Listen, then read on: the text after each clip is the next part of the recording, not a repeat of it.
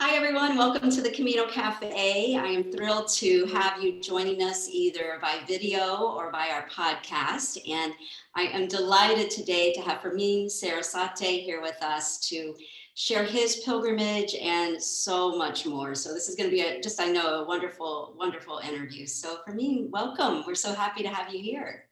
Thank you very much, Lee. Uh, it's a pleasure for me to stay with you. And sorry to the audience for my English. I will try to do my best. No apologies. I'm apologizing now for all my mispronunciations in Spanish. Okay. So we'll do our best, right? We'll do our best. So I've heard that you grew up around Pamplona. So I just wonder if we can kind of start off with, it seems like a lot of interviews that you'll hear on podcasts is that it's usually Canadians or Americans going over and walking the Camino. And I love that, you've lived there, and I'm so anxious to hear about your Camino. But let's kind of start from, what was it like growing up in Spain? Uh, well, I had mm, a happy childhood. Lived in a middle class family, and nothing very special. Not many traumas, but everything was okay when I was a kid. And yeah, always going to school with my mates. All of us were boys, and it was a school for boys only. Playground attached to the Camino. And yeah, so if you ask me about the Camino when I was young, I can tell you that yeah, I've seen pilgrims all of my life. Yeah, since So it was always a part of your life. well, obviously in the 80s there were no many pilgrims, but Right. and and you couldn't figure out they were pilgrims because their outfits were not like today. I mean, they were in jeans and jackets, and so right now you can recognize them very well because all of them are wearing the best outfit, the best backpackers and everything. Now, no, in those days you could see just a few. I mean, and we were not very I don't know how to say, we were not very conscious about the Camino, actually. I mean, I remember when one of my uh, the father of my friend that did the Camino, and it was like, wow, he has done the Camino. I mean, wow, it's incredible. But nowadays, the amount of people is it's huge. But in those days, just a few people did it, and mainly Spanish. And that was a challenge because, I mean, unless you found a hotel, which was not very usual, I can tell you that you had to figure out with lots of experiences. I can only imagine. So you finish school, you go on and you become an architect, and you've got Yeah, this well, life. that's it. When I was 18, I left Pamplona, I left my parents' home, and then I went to San Sebastian, which is a close city from Pamplona, 100 kilometers close to Okay. the, yeah. And yeah, I studied architecture because, yeah, that was ev- something that I always was interested in. So, yeah. Okay. And did you specialize in any type of, you were building home, were you designing homes? Were you designing Well, corporate kinds of buildings, or what were you doing? I started at the same time that I was working. I started working in a urban planning studio. Um, I liked it, but the best thing was that I realized that I didn't want to have a boss in my life. Yeah. So when I finished the university, then I established the company with one colleague, and we did lots of things. But mm, we were because I loved computers and I love drawing. So we started a company about 3D modeling and 3D visualization. And Okay. yeah, and, and then we moved into maps. So Oh, those were the days that when Google Maps started. So then, yeah. yeah, we started working for Google to help them to do the maps in the north of Spain, something like that. Oh, that sounds really cool. Yeah, it sounds incredible. 24 hours working. Well, I was in my 20s, 30s, and I could afford lots of work for not being paid a lot, but it sounded very nice, you know. So yeah, and Yeah. but the point is that well, the company got larger, and then I didn't. I was every single day with politicians and constructors. Mm, well, I don't know, meetings and meetings and meetings. So I realized that that was not the point that was not something I wanted to do. And at some point, I quit. I left my company and didn't know what I was going to do, but I did it. And then what happened is Is that that what lead, is that what led you to go on Camino and start your pilgrimage? no, so that well, um, that's when I went to help my mother because my mother wanted to had some renovations at her home, and then Okay. I told her, well, I can help you with that. Um, I can move where you live for 1 year, so I can be in charge of all of those renovations, and then I will come back to San Sebastian. And that's what I did. So I spent almost an hour trying to help her to do the renovations of the her house. She was going to be a grandmother, and she wanted to do all the renovations before that moment. Yeah. And the point is that when I came back to Pamplona and with my mother, then I realized that the one of the places I used to go when I was younger, it was full every single day with pilgrims. Ah, People from all over the world having dinner, chatting, laughing. And I said, well, what's going on here? I mean, you know, right. this is not what I remember about the Camino, about just one person walking on here on his own. Yeah, I had this curiosity about what was happening there. And at the same time, it was funny because it was in my mother's house, and I one day I was having a look about things that when I was young, and I found a homework that I did when I was 9, 10 years old about the Camino. So and my mother kept it, and I've Oh, got it wow. here. Yeah, so it was about uh, different places and buildings and things like that on the Camino. So then Wow. these kind of coincidences started to join together, and at some point when I finished the work for my mother, then before I was going to move, uh, I decided to do a trip on my own just for one day, for 1 week. Okay. So I wanted to go to the Pyrenees, which are the mountains, the border between France and Spain.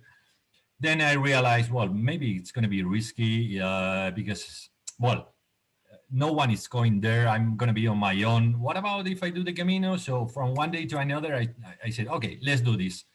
I took a bus. I went to France, and then I started the Camino just for 1 week. And I Okay. say, yeah, and By the third day, I realized that I was going to Santiago, 100%. So then I changed my plans. I had some business to arrange, so I took 1 month for myself, and I did the Camino. And yeah, that's it. Oh, So for that's me, the background. there is so much to unpack here. Okay, let's let's go back to, I love this story of the seed being planted. I mean, here you are as a young kid writing about the Camino, right? So there's always this moment, I feel, for every pilgrim, that there's some point in our lives where the seed is planted and we're going to go at some point. It's there, there's no denying it. And the fact that you also talked in this paper about buildings and, you know, things along the Camino, you know, and how that went with your future career, that is just a heartwarming story in itself. Yeah. It is. And then I think, see, another item I wanted to mention that you just mentioned is, you know, how your impression, what you witnessed of the Camino growing, right? From being kind of this obscure thing that people go and walk, doesn't really sound that fun. They're going to be all alone. They're going to be whatever, you know.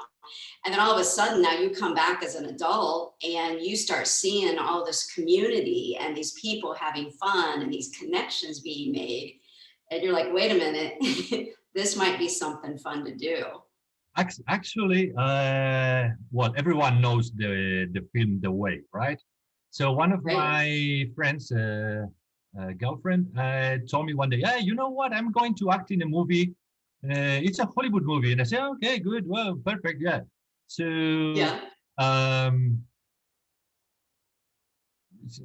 I asked her, "So what is about the movie?"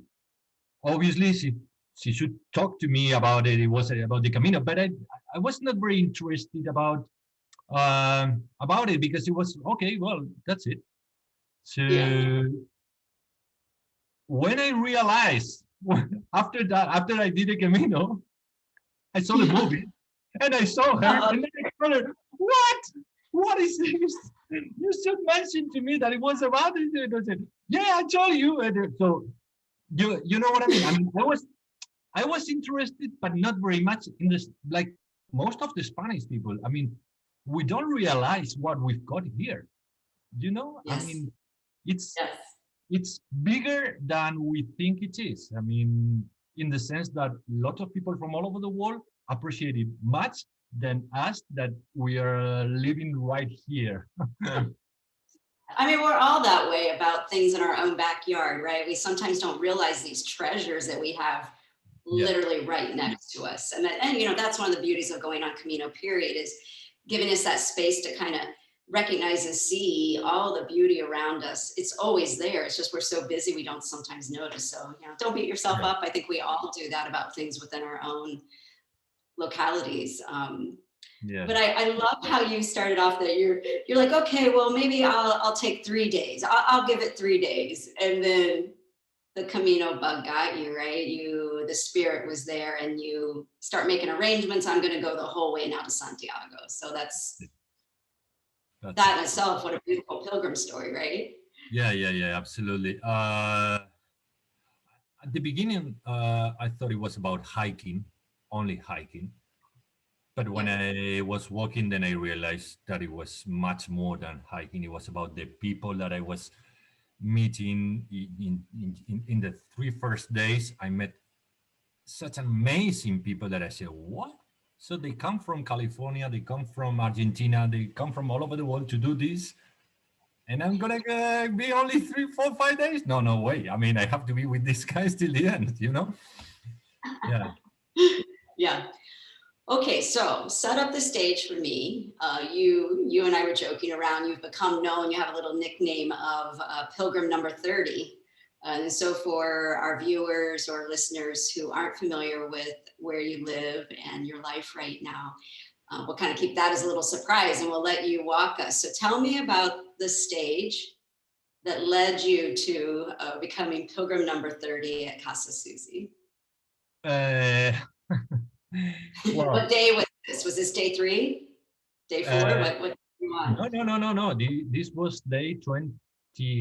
or something like that. It's gonna be next.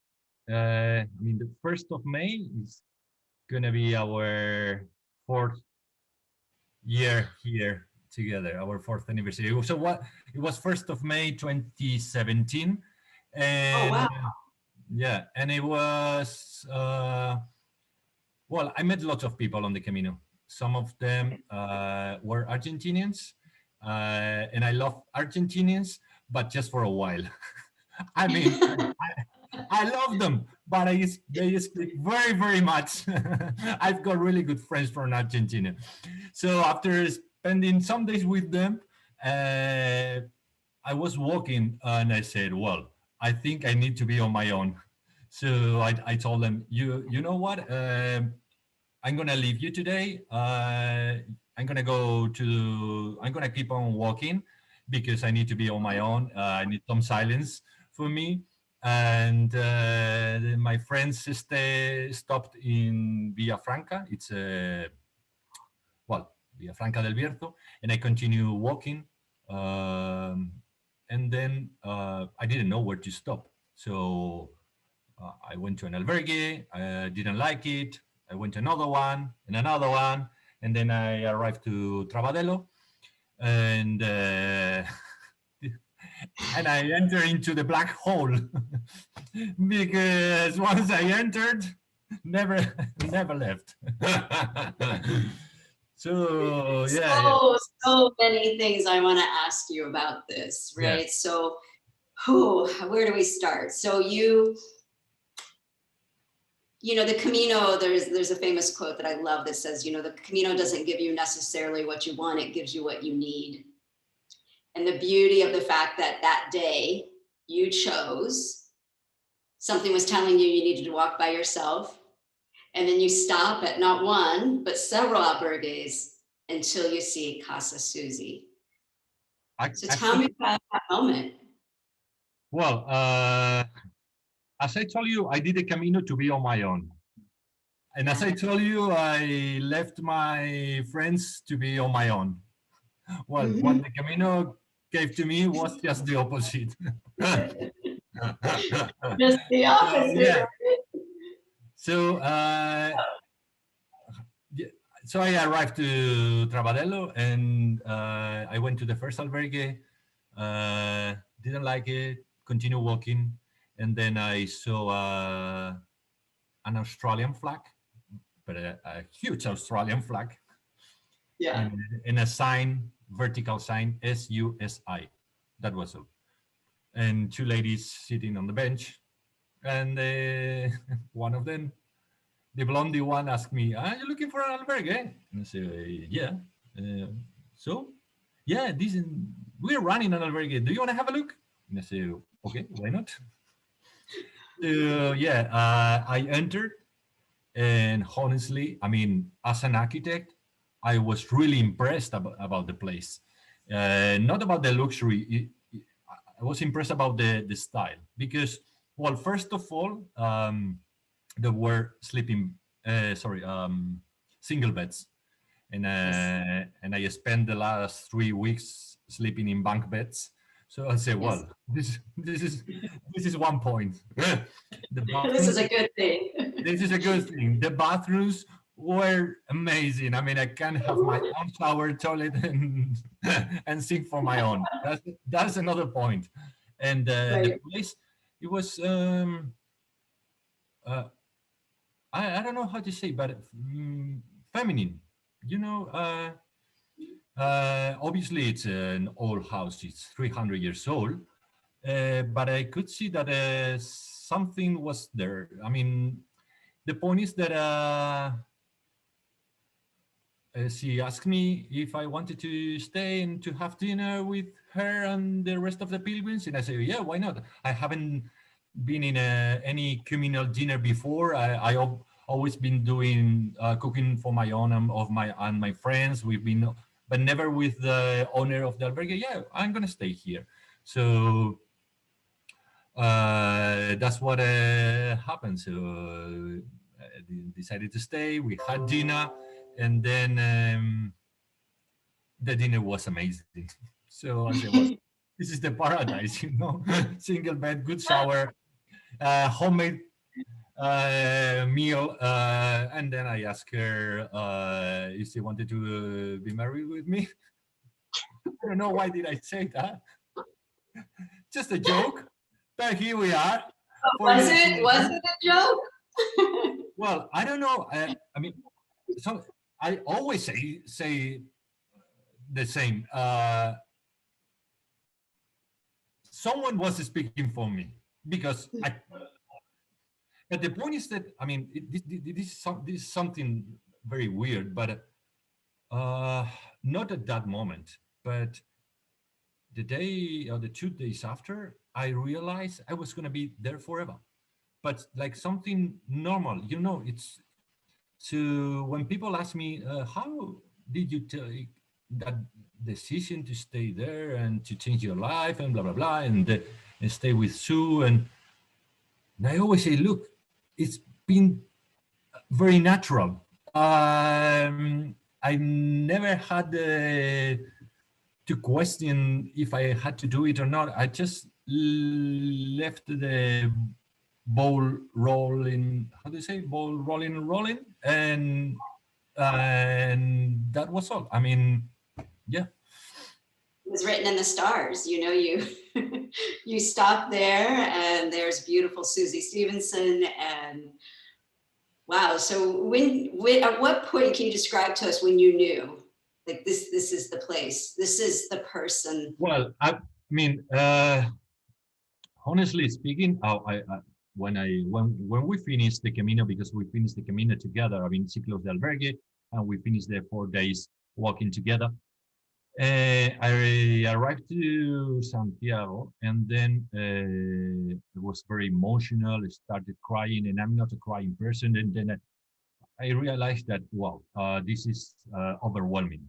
Everything is overwhelming here. So I have met this beautiful person. I have done this amazing journey with knowing people from all over the world, amazing people. Maybe this is something real, but I don't know how to say unreal. And is this a bubble or what is this? So then I I I said to Sue, what if I come back to your place just for a week, but not as a pilgrim, just to see Yeah. how we feel, but outside of the bubble, you know? I mean, so that's what I did. I mean, 4 days later, when I finished the Camino, I came back to Pamplona, and then I had to arrange more things to be another 7 days outside because I had lots of business to do. And then Right. I came back to the albergue to stay with her for a week, and then uh, I that's where I realized that I was really, really happy there and very comfortable. Maybe then I joined another kind of bubble. I mean, the bubble of the hospitalero, you know. But Right. I realized that I loved that bubble because it was not only about staying with Sue.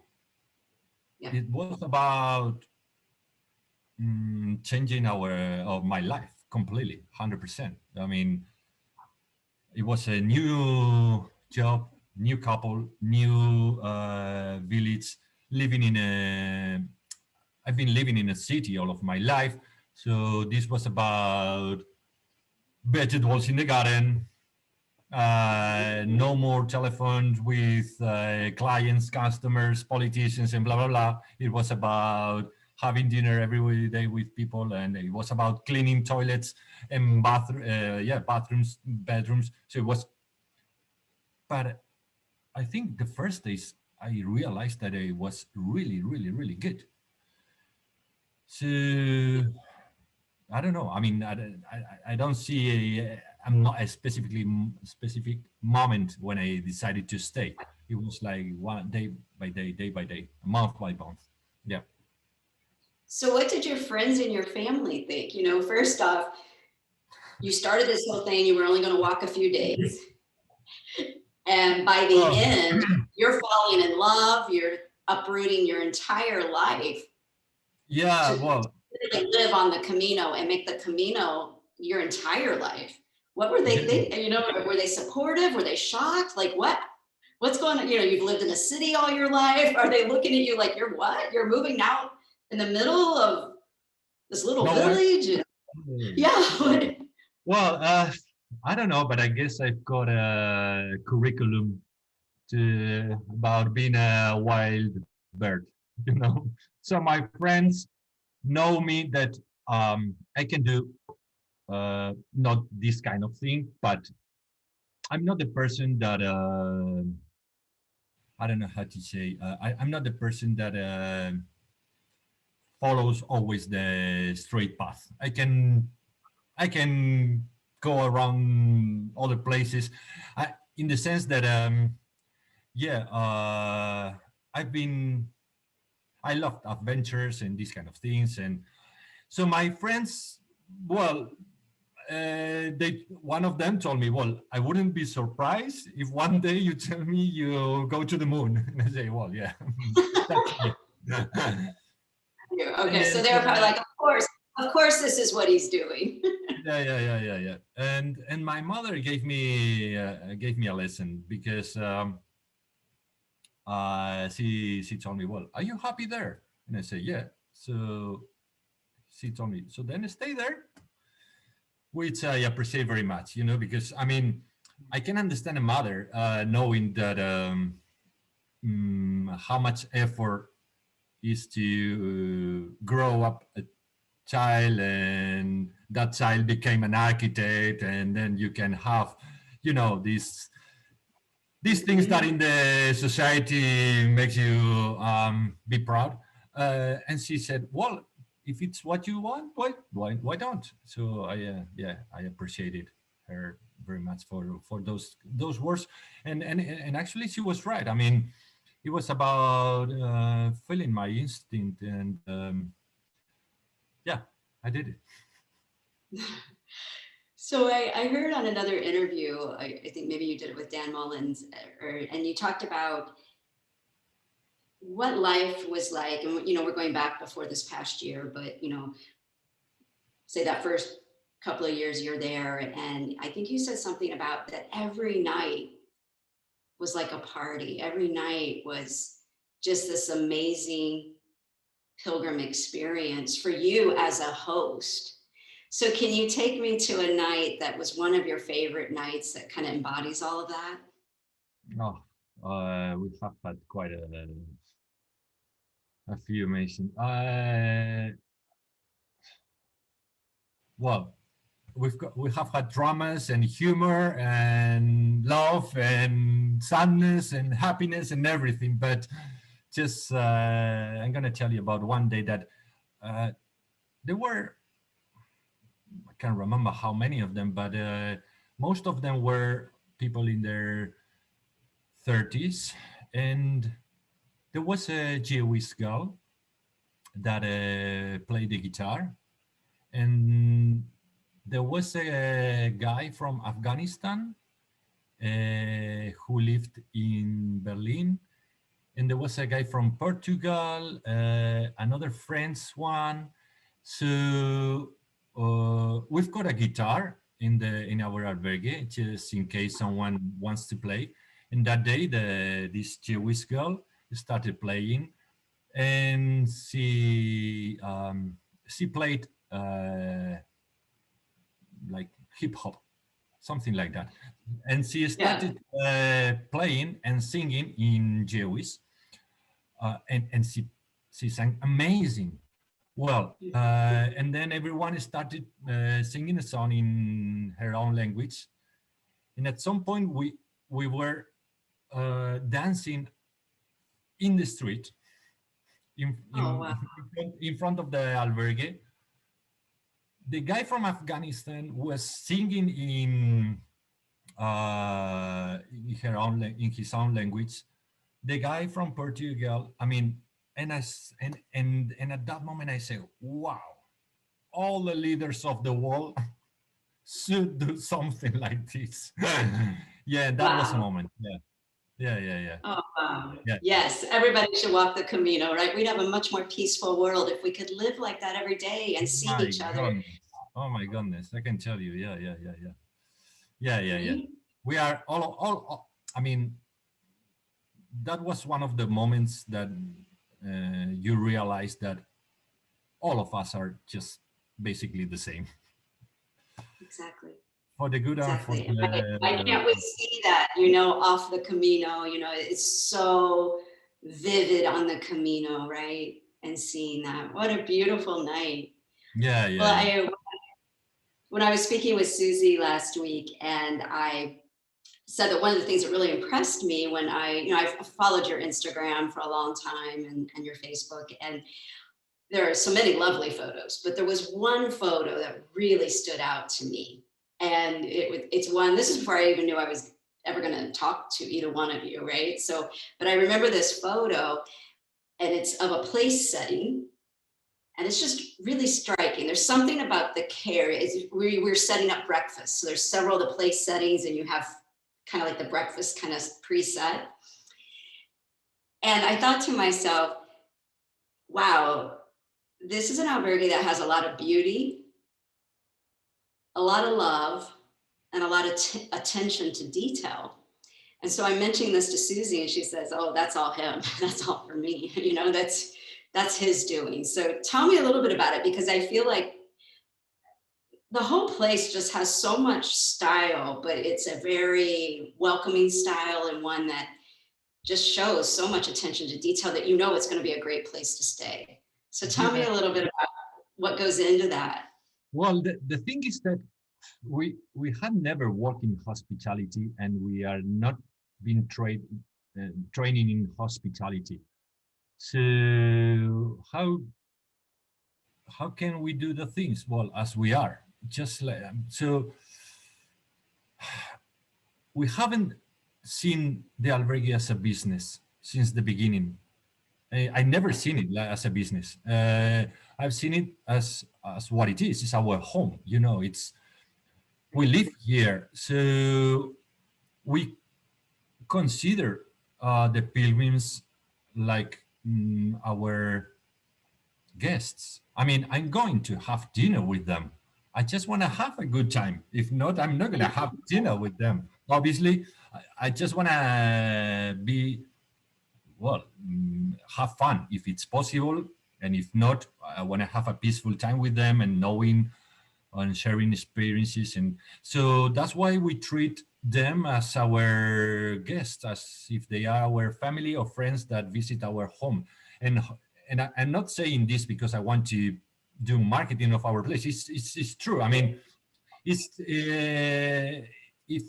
if my friends come here, I'm gonna try to please them as much as I can. Um, and yeah, I mean, apart that, I don't have an OCD, but something similar. So I like things.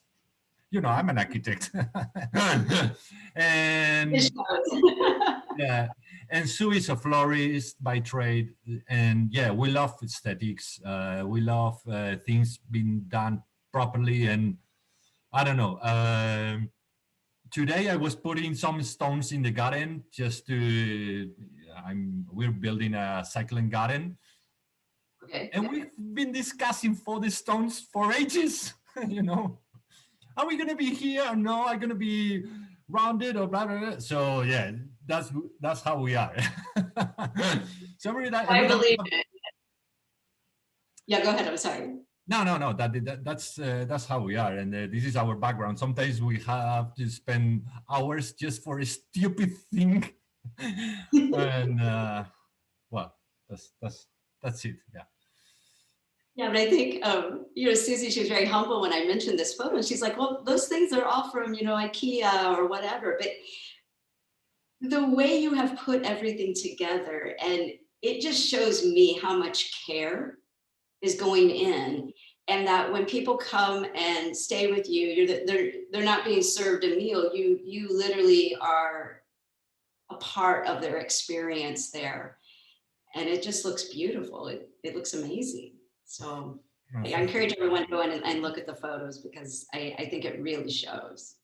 Thanks for that. But it's fair to say that we don't do anything special in the sense that it's not luxury. It's just few things because that's one of the basic things you learn of the Camino, that it's simple, just simple things are the most important things. Yeah, we Yeah. try to have just a few things, but those few things well done with love, and that's all. Yeah.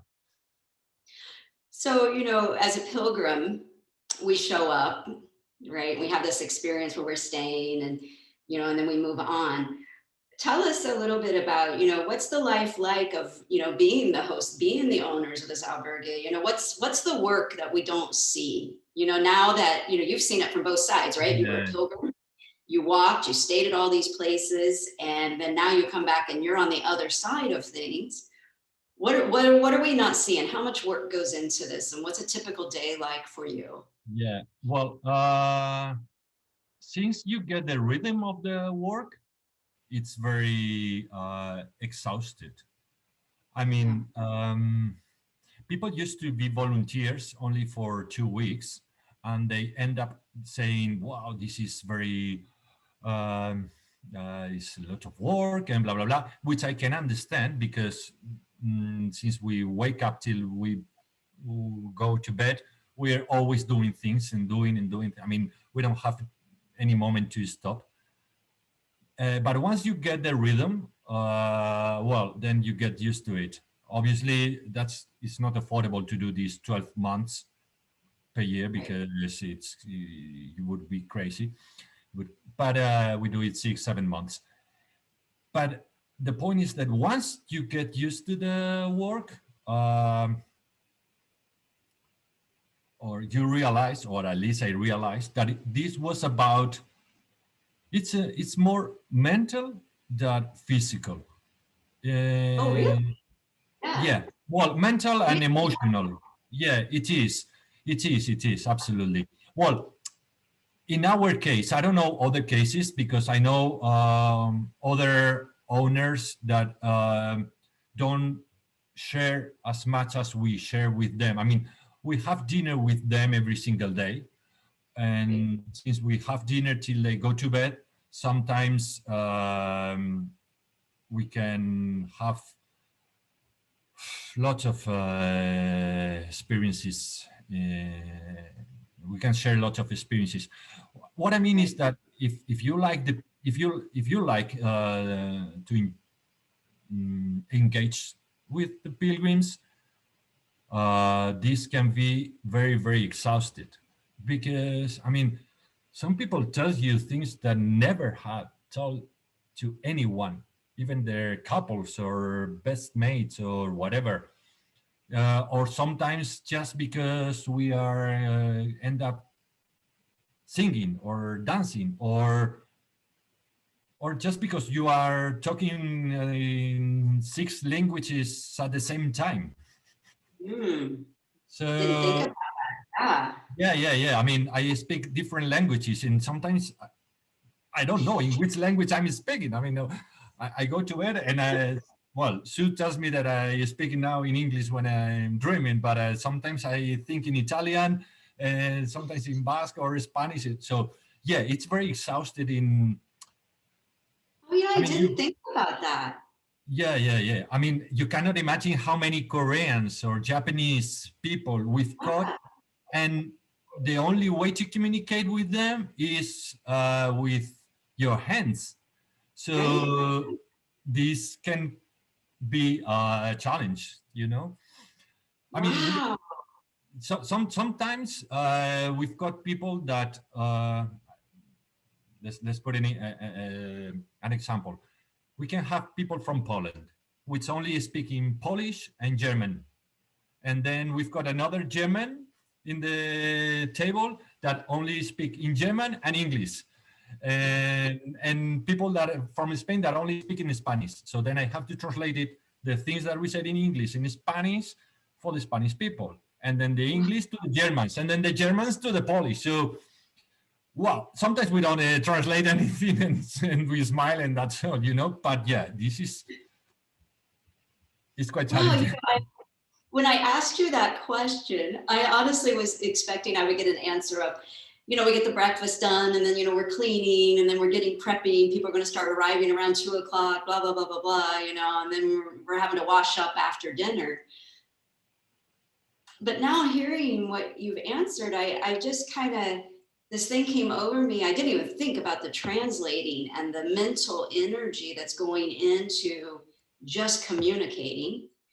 And also I'm thinking where you're located, the Pilgrims have, if you say you divide your Camino in thirds, the first third is usually the physical, right? It's the blisters, the getting the body used to it. And then the second third, you start getting into the mind stuff, the heart stuff that's been going on that maybe you're processing. So you're kind of near the end of that third, maybe kind of getting close to them starting to get to the gift of the Camino's coming, right? Those last 100 kilometers or whatever. So I never really stopped to consider, that you're probably also hearing a lot of stories and experiences and things. And so, yeah, I can't imagine after a night, it must be, you're holding space for a lot, I guess, is what I want to say, for a lot of pilgrims. And that's a lot to deal with on top of the physical work. So for me, it's the main thing, because cleaning bathrooms, and everyone can do it. You can like it or not. Cleaning bedrooms, everyone can do it. But doing a check-in properly, or try to maintain the figure when you're hearing some kind of stories, that is, I mean, right. we're not, obviously, but we're kind of therapists. I mean, I've got lots of respect for therapists, Right. but yeah, I mean, I've been in therapies about like 10 years in groups. And this is the most similar experience that I had when I was, well, actually, I was trained to be a therapist, and I never worked with like that. I just wanted to clean my rubbish. That's what I went to the therapy. But then I became being a kind of therapist, but never use it, that title. I mean, it was not my. But then when I was here, then I said, wow, all of that work that I did before, now it's very helpful for me, because you have to deal with shy people. You have to deal with crying, people laughing, people exhausted, people from all over the world. I mean, obviously, a Japanese is not as an American in any form, and as an European, or as a, well, there are people everywhere completely different. Yeah, but most of the Japanese are similar. Most of the South Koreans are similar.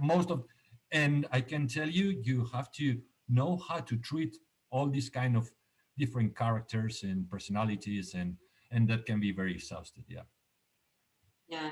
Oh, I'm so glad you shared this, because I think it's really good for future pilgrims, to hear this and to know what it's like to, what you're experiencing on the other side of things. And I'm just curious, how do you and Susie take care of yourselves? What's your self-care like? Because that's a lot to handle. And, you're staying up late at that dinner, then you're cleaning up, you got to get right back up to get breakfast ready for everyone. So what kinds of things do you two do for self-care, and to make sure that you're not absorbing all of these stories and, being brought down if there's something hard to hear? Well, the other day I had a conversation with a Tenderman, and he told me, I'm very jealous about you, because the pilgrims only stay one night. So I have to deal with the same people every single day. I had to hear the same stories and blah, blah, blah. So what I'm trying to tell you is that, yeah, we have to absorb lots of things, but at the same time, we have to know how to leave those things go by, Mhm. because the next day another 12 stories are gonna come. Yeah. So when we finished the day and we are, or one of us are very exhausted, well, the other one tries to hold the other person, but we realize that the next day is going to be completely different. So all the things that I have been today, tomorrow are just history. The point is that it's true that we don't have any holidays scheduled in advance. I mean, we closed when we are exhausted, where the two of us cannot cope anymore. That can be one day every 2 weeks. Sometimes it's 2 days every 2 weeks. Sometimes just because. I mean, we try to Right. do it when we don't have reservations, and we try to do it as less as possible, because we know the campaign is not 12 months. So Right. um, it's true that we don't have time for ourselves, for the two of us together. Actually, when we are closed from 9 a.m. till 1 p.m., those 3 4 hours, the two of us don't used to talk each other, because we need silence. We need our space. Is the time when we are cleaning or we are doing things in the garden, but on our own. And then uh, who knows what's going to happen at one. Yeah, exactly. Well, it's great that you recognize that there's sometimes that, you do have to close and take a break, so that you can show up the ways that you want to show up for the next pilgrims that are arriving. And I think that just shows a lot of compassion and care for your guests. That when like, hey, we've hit a point, we've got to just take care of ourselves for a day, and that's really what being on pilgrimage is about, right? Is recognizing where you are at that moment and what you need, and taking care of what you need, being very aware and very mindful of what's Yeah, going on physically and emotionally, right? So, yeah. It's actually, I mean, that I always say that to the pilgrims, that the, the, the Camino, it's a marathon. I mean, it's not a marathon in the sense, it's not a sprint. You have to arrive if it's possible. So for that reason, you have to deal with your body, you have to deal with your feelings, with your brain, with all of those things. Take it easy, and that's it. For us, it's something similar. I mean, yeah, I can give everything today, but I've got 6 months like today. right, you So got to yeah, pace yourself, right? Every day's for you, every day is a stage. You're not walking now, but it's still really a stage every single day. And you got to be yeah, ready to take up the next stage, right? absolutely. Yeah, yeah, yeah. It is. It is. Yeah. It is. That's very interesting. Thank you for sharing that with us. I think a lot of people will be interested in hearing that. I want to switch gears just a little bit. I know that obviously this last year has been not what we had all expected, and that times have been really challenging for so many people in so many ways. And I know, obviously, running your albergue, you haven't had pilgrims. Um, and things have been tough in your village. You're in a small village. You have a lot of elderly residents that live near you. And so it's been a tough time where Susie kind of described to me where you really haven't gone up very many places. You've been kind of hunkered down at the house. And so I know that that's been tough. So I didn't know if you want to first mention that. And then I also wanted to talk about, I know that you've had an extra challenge that's come by, and that's the roof. So let's talk a little bit about that and let people know what's going on there. Well, today I went to buy some potatoes to grow them in the garden. Now you're gonna say, what is going to tell me this guy? But so I was in the shop, and the guy was not there. So there was a woman, and the woman told me, no, the owner is at home with COVID. Okay, it's okay. And how is he? No, no, it's okay. He doesn't have to go to hospital yet. Okay. So there was an old woman there, 90 years old, something like that.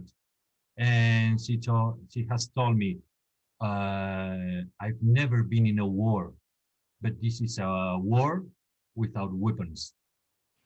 Yes. So this is how I would describe the last year. I mean, the world is crazy. Yeah.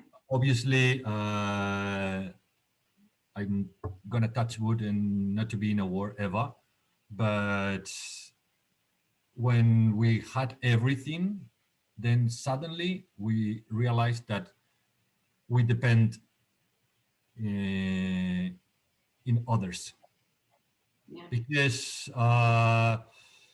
yeah, I mean, we have realized that the health is the most important thing. I mean, Right. here in Spain, everyone knows someone that has died. Right. Most of the people here has some relatives or themselves have had the COVID.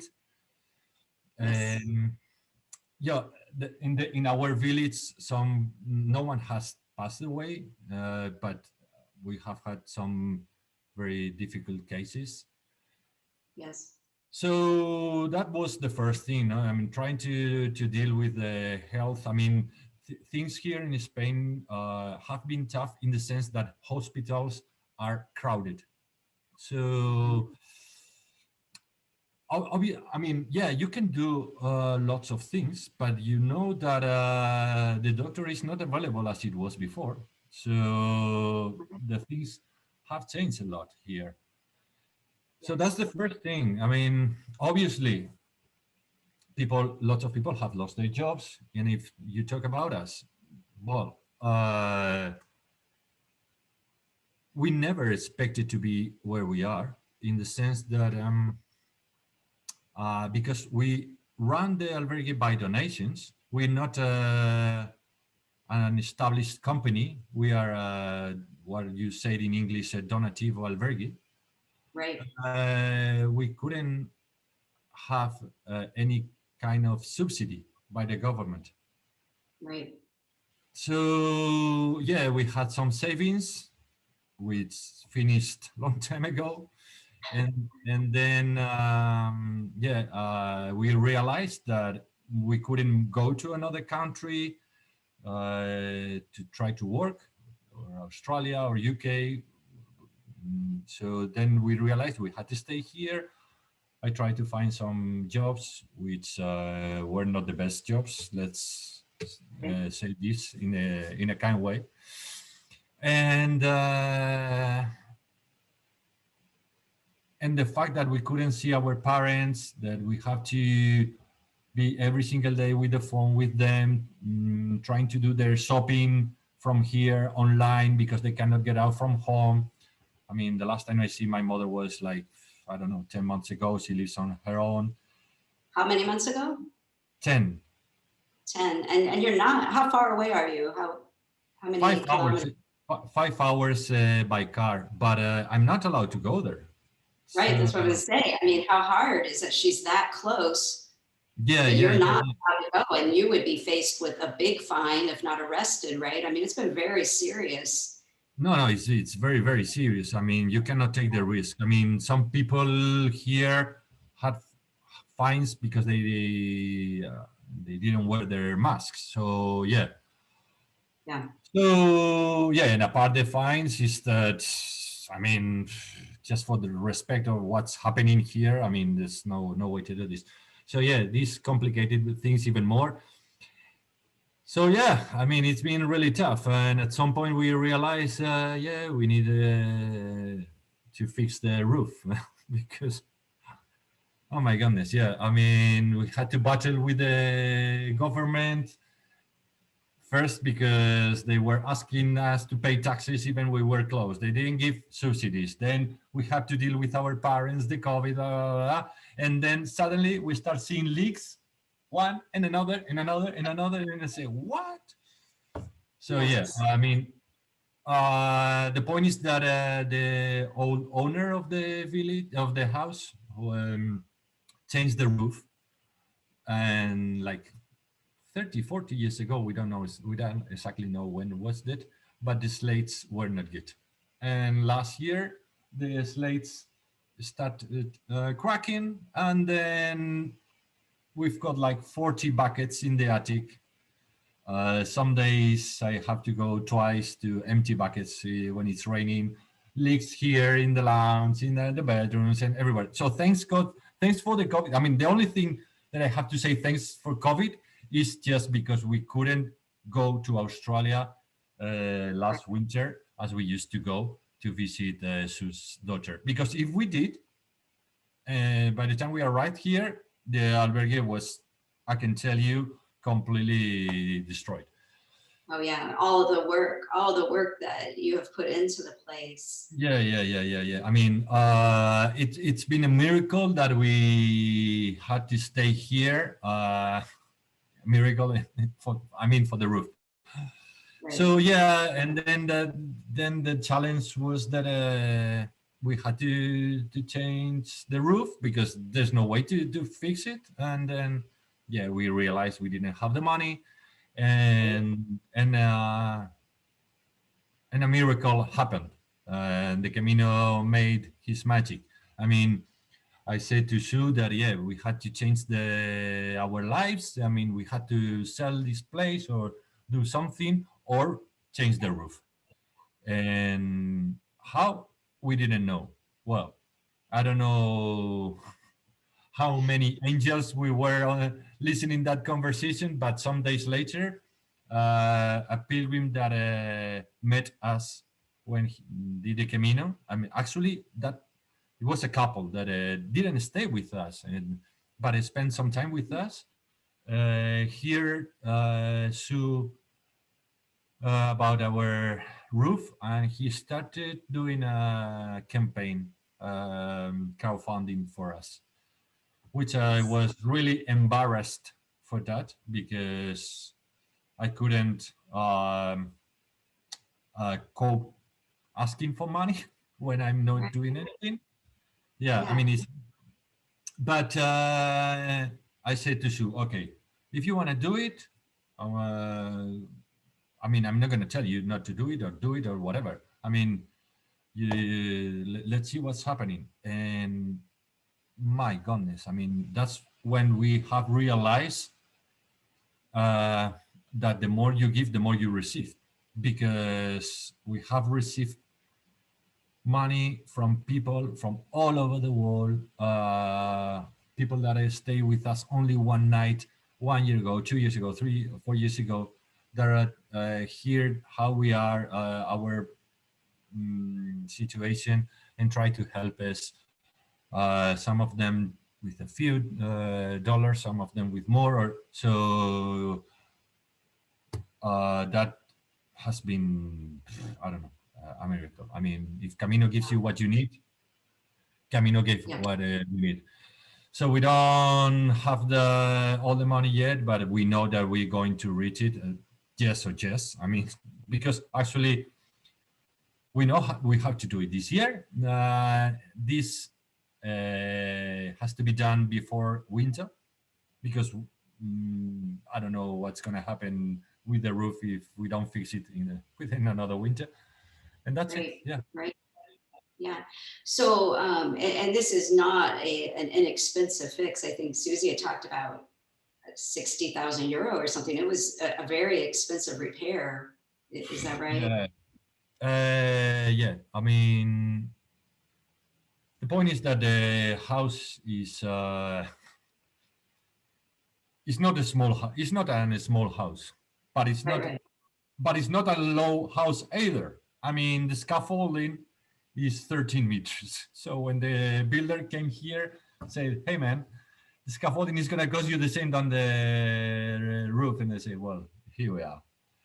So yeah. I mean, it's a huge Yeah. amount of money. At the beginning, we thought it was going to be less, but then the council, when we thought it was going to be like 25,000 euros, then the council told us that the building is under heritage, so we have Yes. to fix it, not in a regular way. We have to do it in the way that they say, but they don't give us any kind of subsidy. Well, not the council, Um, but but we apply for a subsidy for a grant. Sorry, okay. to the government, and we're waiting for that grant. Let's Okay. see if they give us 35% of the amount of the value of the, yeah, but it's like 50 something. Yeah. Well, anyway, we'll do it. Yeah, it's got to be done, right? And so I will make sure that I will put in the show notes the link to the GoFundMe, because I know that you're still trying to raise the remaining amount. And I think people that are listening, and people that have stayed with you for sure know why we want to say Casa Susi, right?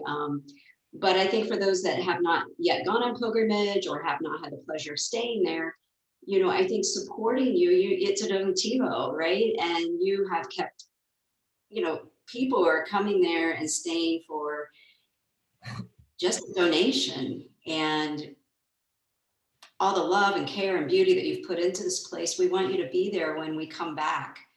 And we recognize that this has been an extremely tough year. And, this isn't some big money making business going on here. You're doing this as a labor of love. And I think anything that we can do to help you get through this time, that's the Camino spirit, right? And, that Camino angel that started the GoFundMe, pure Camino magic, that's the Camino providing. So I hope that people that are watching today and listening, that they will be touched by all of your stories and will, make a donation, whether, every dollar will help. And so I hope that people will be inspired to do so, because we want you to be there, because I want to come stay. I know there's going to be many, many people from our community that are going to stay with you. So before we end, I could talk to you all day, but we're already over our hour. So I just wanted to say to you, you're a pilgrim in the biggest sense. You grew up in Spain, you walked the Camino. Now you have dedicated really your life to the Camino and to the pilgrims. And so if I was someone that was listening to this interview and I have had the calling to go, but I'm maybe scared to go, or just don't know if it's something I should do, what would be the one thing that you would say, yes, this is why you need to do it? How would you encourage them? Well, because sometimes the magic happens out of your comfort zone.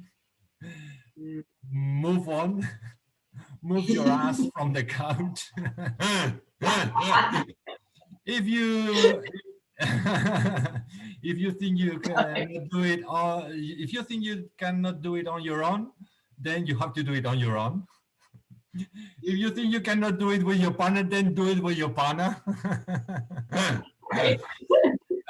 If you think you're too old, then you don't know yourself. Yep. And I don't know what's going on your Camino, because I can tell you there are as many Caminos as people. But as far as I've been here and I met thousands of people, no one has regretted to do it. Which Beautiful. I think, just for the stats, I think, yeah, I mean, uh, the only advice I would give is try not to have any expectations, because expectations are not good in this life. I mean, some people think they're going to change their life after doing the Camino, and not. Some people think that they're going to find their couple, or they're going to be more open, and maybe the Camino gives you the opposite. So my advice is look at me. My expectation was to be on my own. And here I am, Right? talking to you. Well, I look at Susie's story, right? You know, she was used to going on luxury vacations. This wasn't her kind of thing. And she goes from thinking she's going to maybe walk 3 days as well, right? Where she's, as long as she's going to get to San Jean, and if she doesn't like it, she'll decide to end the whole thing in Pamplona, right? And then she goes on to walk, what, 7 Caminos, and then ends up relocating to Spain, buying a place, opening Casa Susi as a labor of love, right? So right there, right, changes her life. And now your story of you've grown up there, never really an interest in it, then all of a sudden you decide to go, but you're only going to give it 3 days, and now it's your life. I mean, I don't know, honestly, probably didn't need to ask the question. I think you and Susie represent all the reasons why people should go. And I think your point of being open, you know, if you had set off and said, I'm going to go and find a partner and I'm going to buy a place and I'm going to whatever, you know, who knows what would happen. But I think having an open heart and being ready to receive what it was going to bring to you has landed you in the perfect place. I think your whole life has prepared you for this. You know, even when you talked about that you went and trained in therapy, Yeah. and now here I you mean, sit in this job. yeah, and yeah, all of my life I was saying actually I would like to live in a village. I would like to live in the country, but you and here I am. And here you are. Camino provided. Yeah. Yeah, The no, and Camino. actually, I want to say that after all of this that is happening all over the world, I mean, people are, well, lots of people are realizing that they have to, how do you say, come back to the basics, to the, maybe, I mean, I'm not against going to a five-star hotel, Sure. perfect, Right. very good. But if you're looking for the basics, I think the Camino is a really good place because it's going to be only the person with a few things in the backpack and not much more than meeting people from all over the world, which is a lot. And yeah, I think only for that reason, I think a lot of people are going to do the Camino even more with the spirit of the Camino. Yes, I totally agree. And I think we all have so much to process after this year that Mm. walking a Camino would probably be one of the healthiest things that people could do. So much healthier than probably going to a resort and having drinks every day. But maybe there's a place for that. But I think being able to walk the Camino is you're going to go home transformed in some way. And I think hopefully when we're all able to go back to traveling, you know, we can do that. I know for one that I cannot wait to get back to Spain. And I hope that there is space for me when I do my next walk to stay with you and Susie, because I just consider you now Camino family. And I just so badly want to meet you in person and experience all the things that you've told me about. And I'm just so impressed by what you've done. And again, I will post the GoFundMe link and links to your Facebook page, Instagram, so that people can follow all the things you're doing. You always have lovely photos on there and on what's going on in the village, and it's just beautiful to see. So thank you so much for doing this interview. It has just been a delight for me, and getting to know you and Susie has just been a real gift. Doing these interviews has been the way for me to kind of keep my Camino essence and spirit going until I can get back there. So thank you for keeping everything going so that when things open, that the pilgrims can come back. I cannot wait to see you here. Yeah, I'm gonna give you a big hug, of course. Yeah. And now you're part of Hopefully we can hug by then, right? yeah. You're part of Hopefully the no American. mask. You're part of the game. Yeah, I Oh, can. Yeah, thank you very much for all of this. And you have to know. I mean, you and all the people that are going to listen this and when I talk with people here in Spain, Spanish people, or just my mother, and I say, oh no, I'm gonna have an interview. I said to my mother before, or to some friends, I'm yeah. gonna have an interview with someone in the States, and they don't realize uh, what you're doing in these Yes. tough days for us. They don't realize how big the Camino is. And I appreciate very, very much what you're doing. Seriously, I mean, you are now supporting the Camino, even you're not doing the Camino. So thank you with all of my heart to all of you. Well, I wanted to end it, and thank you for saying that. That's very kind. And I wanted to end this with you having a chance to maybe say hi to any family members or fellow pilgrims that you've walked with or pilgrims that have stayed with you, just to give them a shout out. And or if there's anyone that you want to give encouragement to, here's your chance. And hopefully they'll see the video or listen to the audio portion. I don't know if I understood very well. I mean, if I want to say hello to someone or thanks to someone, Yeah, you can say hello to your mom. What's your mom's name? man, my mom is not gonna watch this because he doesn't speak in English. She's always saying, "Ah, why don't you do something in Spanish?" And I say, "Sorry, it's always in English." No, no, but Good boy, good boy. You can just translate the whole thing for her. Yeah. No, but It's just that you want to say hi to, or no, I want to say, yeah, I want to say hi to all the people that have stayed with us, and because I mean they don't understand, they cannot understand uh, how they have changed our lives, because people think that they change their lives when they do the Camino, but they change the Camino of us as well.